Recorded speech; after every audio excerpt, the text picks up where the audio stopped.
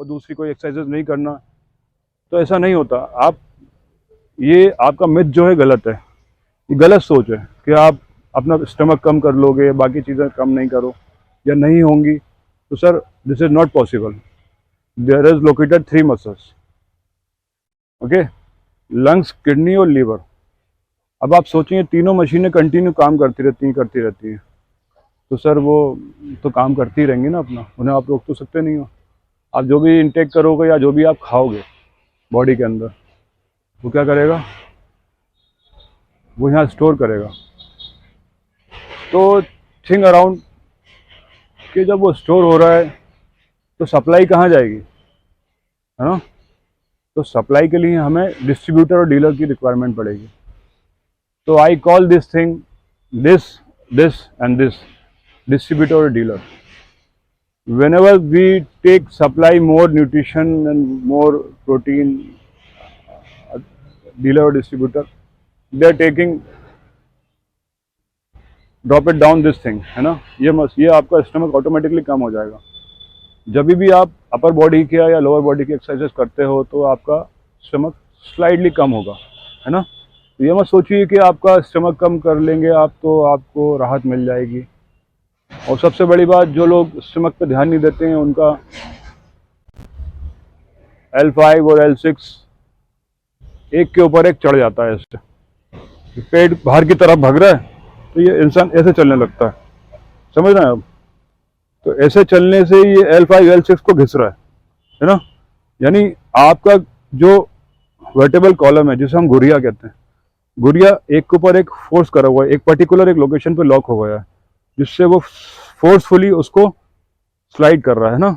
Slide होने से क्या होगा, वो फोर्स में जब उसको फोर्स पड़ेगा एक दूसरे के ऊपर तो वो घिसेगा, वो उसकी लिक्विड कंडीशन खत्म होगी, उसकी कार्टिलेज, उसकी जो उसके ऊपर एक लेयर है, वो लेयर धीरे धीरे घिस के खत्म हो जाएगी, जिससे वो धीरे धीरे हड्डी को एक दूसरे से घिस के उसकी प्रॉपर पोजीशन से हट जाएगा। तो ऐसा काम मत करें जिससे आप आगे बहुत लंबी किसी बीमारी में इन्वॉल्व हो जाएं, क्योंकि बैक आपका हर वक्त हर चीज़ में इन्वॉल्व होता है। आप जॉब पर जा रहे हैं तो आपको वहाँ सिटिंग भी करना है, अरेंजमेंट करने के लिए आपको ऑफिस के बाहर जाना है, आना है, तो वो सब चीज़ें हैं। तो अगर आप इन चीज़ों को अगर इग्नोर करते हैं तो वो आपके लिए नुकसानदेह है। तो बाइक चला रहे हैं, आपको बाइक में बैठने के लिए लोअर बैक का इस्तेमाल करना पड़ेगा, सिटिंग करने के लिए। और आपके वाइफ के साथ सेक्सुअल रिलेशनशिप के लिए भी आपको लोअर बैक का ही इस्तेमाल करना रहता है। तो बिना लोअर बैक के कोई भी लाइफस्टाइल आसानी से नहीं जी पाता। अब वॉशरूम जा रहे हैं तो वॉशरूम में भी आपको लोअर बैक की ही रिक्वायरमेंट है। अगर आपका लोअर बैक स्ट्रांग नहीं होगा तो आप ना तो पूजा पाठ में प्रॉपरली बैठ पाएंगे, ना नमाज में बैठ पाएंगे, और ना ही आपकी कोई सोशल एक्टिविटीज़ कर पाएंगे। बेहतर यह है कि आप अपने दिनचर्या को सुधारें, बेहतर यह है कि आप अपने खान पान को सुधारें, बेहतर यह है कि आप अपने जो बैड हैबिट्स हैं उनको अवॉइड करें, जिससे कि आपका जो ह्यूमन बॉडी है वो आपको सपोर्टिंग रिस्पॉन्ड दे सके। स्ट्रेचिंग बताता हूँ लोअर बैक के लिए, जो आप रेगुलर दिनचर्या के लिए काफ़ी कारगर सपोर्ट करेंगी।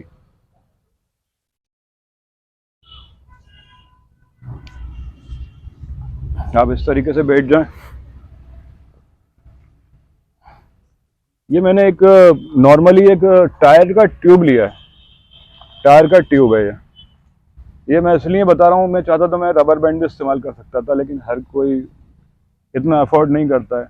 किसी के पास होता है, किसी के पास नहीं होती सारी एसेसरीज, सारी जो ज़रूरत की चीज़ें एक्सरसाइजेस के लिए। तो ज़रूरी नहीं है कि हमारे पास प्रॉपर इक्विपमेंट हो, ज़रूरी नहीं है कि हमारे पास डंबल्स हो, प्लेट्स हो, प्रॉपर एक जिम्नेजियम का सेटअप हो।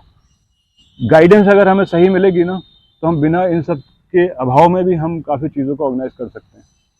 तो आप देखें कैसे करना है आपको लोअर बैक स्ट्रेच। ये रबर बैंड है, सॉरी टायर है, ये स्ट्रेच होने वाली टायर की ट्यूब है।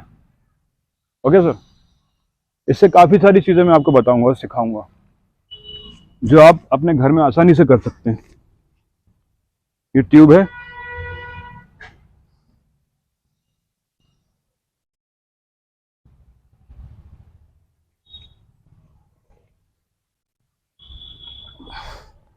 इस हाथ को अपनी तरफ, पैरों को अपनी तरफ लाना है। नीज को पूरा स्ट्रेट रखिएगा, नी मत मोड़िएगा। नी अगर आपने ऐसा बैंड करोगे तो लोड यहाँ नहीं आएगा जहाँ मुझे लोड आना, जहाँ आपको लोड आना चाहिए, क्योंकि प्रॉपर आपको ये जगह खोलना है अपनी। यहाँ स्टिफनेस की वजह से आपको जो प्रॉब्लम्स हो, जो इश्यूज होते हैं, जैसे कि मैंने आपको थोड़ी देर पहले बताया था, वो प्रॉपरली गाइडेंस के जरिए हो पाएगा। अगर आप प्रॉपर फॉर्म और टेक्निक का इस्तेमाल करोगे तभी पॉसिबल है।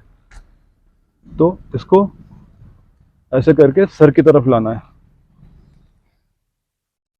ऐसे 10 करिए, 10 गिनिए आप। 10, 9, 8, 7, 6, 5, 4, 3, 2, 1। 10 बार हो गया। फिर आप नीचे रिलैक्स हो जाइए। फिर वापस आपने इसे उठाया। अब सिंगल लेग को आप दोनों हाथों से या पंजे में लॉक करके, पंजे पे लॉक होना चाहिए, एड़ी पे नहीं, ये पंजे की तरफ। जितना आप पंजे पे पुश करोगे उतना ज़्यादा आपके नर्वस सिस्टम इसमें इन्वॉल्व हो जाएगा। नर्वस यानी आपकी नसें ज़्यादा इन्वॉल्व होंगी। हमें मसल्स का इन्वॉल्वमेंट इतना नहीं चाहिए जितना यहाँ से आप करोगे, एड़ी से लॉक करोगे तो अलग लॉकिंग आएगी। ओके। और अगर आप यहाँ से करोगे पकड़ के इस जगह पे तो अलग पोजीशन होगी। तो मैं अपने पैरों की उंगलियों के जरिए बीच नीचे पुश करूंगा, जिससे मेरी सारी नसें इन्वॉल्व हो जाएंगी, इस स्ट्रेच को ऑर्गेनाइज करने का सपोर्ट करेंगी मेरा। तो यहाँ पूरा आप हल्का सा हेड को ऊपर उठाएं, 10 सेकंड लॉक करें और बॉडी को हल्का सा मूवमेंट करें। 10, 9, 8, 7, 6, 5, 4, 3, 2, 1। इसी तरीके से हमें दूसरी साइड करना है।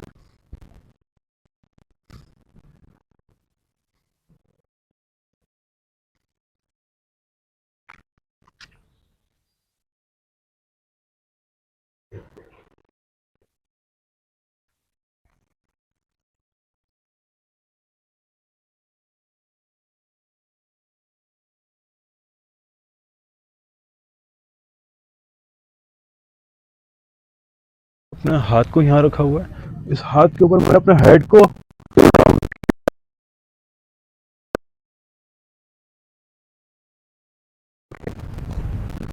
उसी पोजीशन में हमें वापस आ जाना है। थोड़ी सी राहत की सांस लें और थोड़ा सा रिलैक्स हो जाएं। ब्रीदिंग करें।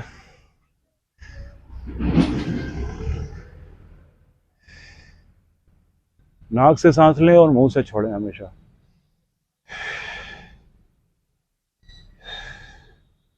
अगर आप मुंह से सांस लेंगे तो सारी गंदगी आपके इंटरनल ऑर्गन्स के पास तक पहुंच जाएगी और आपको काफ़ी बीमारियों से आप ग्रसित हो जाएंगे। तो नाक में हमारे बाल इसलिए होते हैं कि हम जो सांस ले रहे हैं उसके बीच में जो भी डस्ट या बारीक कचरा आता है वो उसी में रुक जाए, उसी में ठहर जाए। और छींक भी इसलिए आती है कि वहाँ कुछ अगर बीच में, नाक के बीच में कुछ फंसता है, इन बालों के बीच में, नाक के बालों के बीच में अगर कोई चीज़ फंसती है तो हमें छींक आके उसे बाहर थ्रश आउट कर देती है। तो हमारा तरीका ये होना चाहिए कभी भी कि हम सांस लें तो नाक से लें और छोड़ें तो मुंह से छोड़ें। एक्सरसाइज में भी यही तरीका है। काफ़ी चीज़ें मैं आपको सिखाऊंगा, ब्रीदिंग टेक्निक भी सिखाऊंगा, लेकिन अभी हम बात कर रहे हैं रिलेटेड टू योर स्ट्रेच। तो अब हम आते हैं दूसरे फॉर्म की तरफ।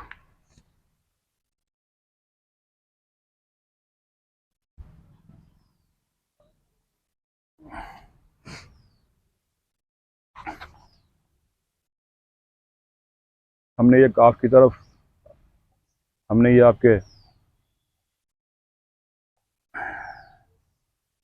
टोस की तरफ इसको लॉक किया, टोस को नीचे की तरफ पुश किया। ये आपका एंकल स्ट्रांग होगा इससे।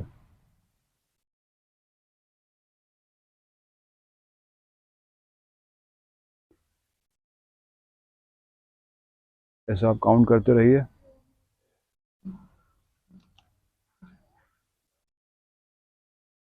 इससे आपके काफ की मसल्स भी स्ट्रांग होगी।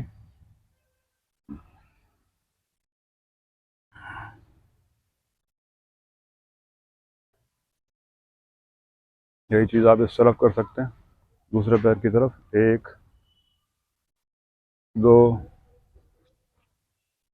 3 4 5 6 7 8 9 10।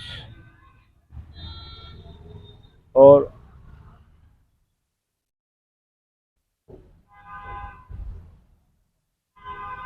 ये तो हो गई हमारी लोअर बैक की एक्सरसाइज स्ट्रेचिंग। अब हमें आना चाहिए स्ट्रेचिंग हमारे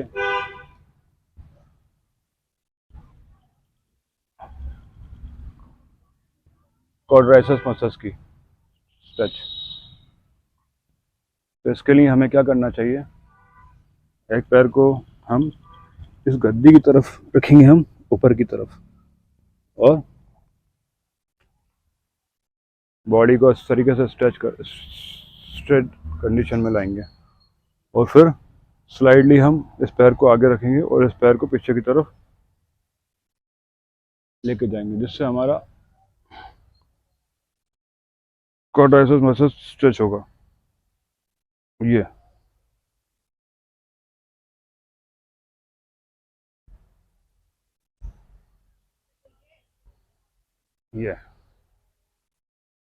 दोनों तरफ करिए आप इस तरीके से।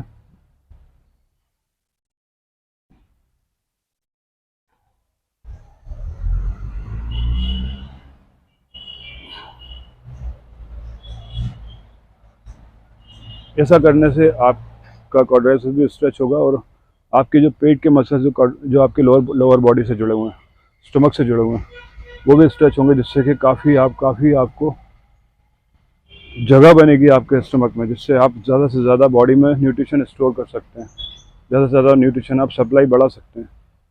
ज़्यादा खाने से सप्लाई नहीं बढ़ती, ज़्यादा अच्छी बॉडी हेल्दियर होगी तभी आपकी सप्लाई बढ़ेगी। नहीं तो आप सोचे कि मैं हर किस्म का खाना खाता हूँ और जो है हर किस्म की ग़िज़ाएँ आप खाते हो, कितना भी आप बेशकीमती खाना क्यों ना खा लें, जब तक आपका बॉडी आपके साथ सपोर्टिंग नहीं होगी तब तक आपकी बॉडी वो न्यूट्रिशन सप्लाई नहीं कर पाएगी। तो आज के लिए बस इतना ही। मैं आपको फिर मिलता हूँ दूसरी एक्सरसाइजेस के लिए। सिखाऊंगा मैं आपको किस तरीके से आपको अपर बॉडी में और लोअर बॉडी की एक्सरसाइजेस ऑर्गेनाइज करना चाहिए, किस तरीके से आप कम समय में और जल्दी रिजल्ट पा सकते हैं। और ये जो एक्सरसाइजेस मैंने आपको बताई हैं, ये आप हर एज ग्रुप के लोग कर सकते हैं, बच्चे भी, बूढ़े भी, और वो भी जिनको एजिलिटीज़ के इश्यूज़ हैं, ज़्यादा उम्र बढ़ने की वजह से उनका बॉडी इंटरनल ऑर्गन सपोर्ट नहीं कर रहे हैं। आप अपने लंग्स को, किडनी को, लीवर को, हार्ट को, ब्रेन को काफ़ी हद तक स्ट्रॉन्ग कर सकते हैं। एक अच्छी हेल्दियर लाइफ जीते हुए आप आपकी डेस्टिनी तक पहुंच सकते हैं। आज के लिए बस इतना ही। मैं हूं आदिल खान।